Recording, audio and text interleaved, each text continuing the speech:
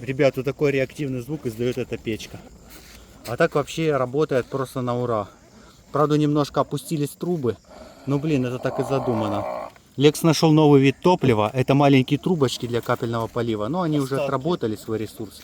Вот в таком вот лесу, пальмовый лес тут вот такой вот. И в этих пальмы, когда они были маленькие, их поливали с этих трубочек. Там сзади что-то горит. Это пластик Лекса слился.